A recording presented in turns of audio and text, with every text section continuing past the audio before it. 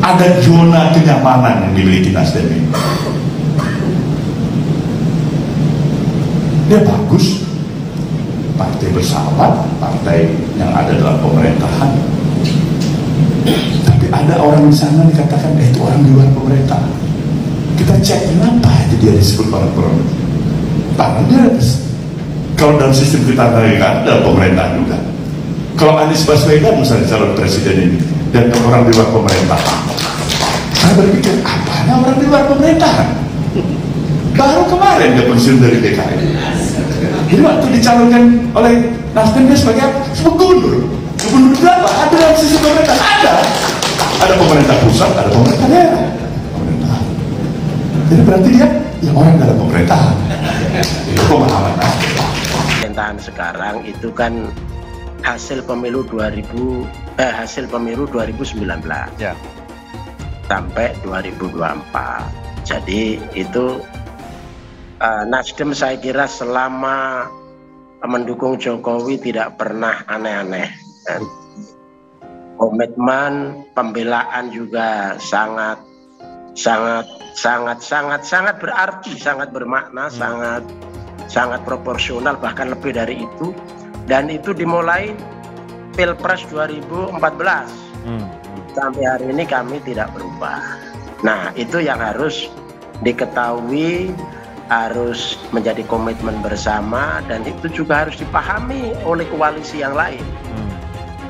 Jadi jangan membuat pesemon-pesemon atau ledekan-ledekan ya, yang sesungguhnya merusak psikologi ya, merusak hubungan ya.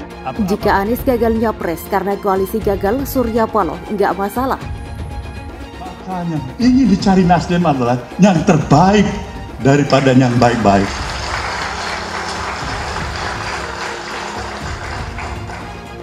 Inilah kenapa akhirnya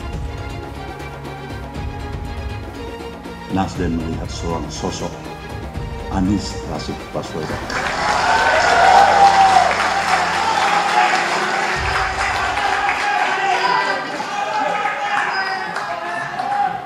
Kami mempunyai keyakinan, pikiran-pikiran dalam perspektif, baik secara makro maupun mikro, sejalan dengan apa yang kami yakini. Kami ingin menitipkan perjalanan bangsa ini ke depan, insya Allah. Jika saudara Rashid Baswedan ini terpilih menjadi presiden nanti,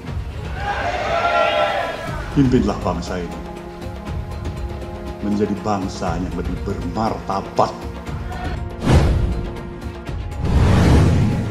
Ketua Umum atau Ketum Partai Nasdem Surya Paloh mengatakan tidak menjadi masalah apabila Anies Baswedan gagal maju sebagai calon presiden atau capres karena tidak terjadi koalisi antara Nasdem dan parpol lain. Menurut Surya Paloh, Nasdem tidak terbebani dengan pencapresan Anies Baswedan. Ya apa boleh buat, nggak ada masalah, kita nggak ada beban yang tinggi sekali, nggak ada beban, ujar Surya Paloh di Nasdem Tower, Gondang Dia, Jakarta Pusat pada hari Sabtu. Jangan dipikir ini hidup matinya Nasdem, tapi hak-hak konstitusional jangan dikurangi satu sama lain, kan itu yang kita mau, katanya lagi. Surya Paloh mengatakan mengusung bakal capres merupakan hak konstitusi parpol, oleh karenanya tidak boleh ada pihak-pihak yang melanggar hal tersebut. Terlebih jika mempersulit mengusung capres karena untuk alasan situasional. Surya Paloh menekankan bahwa untuk mengusung capres perlu mempertimbangkan kepentingan bangsa di atas kepentingan partai.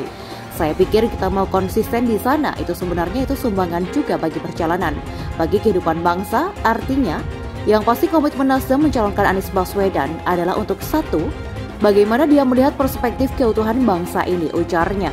Tapi kalau itu juga masih dianggap tidak pas, itu tidak apa-apa bagi yang menganggap.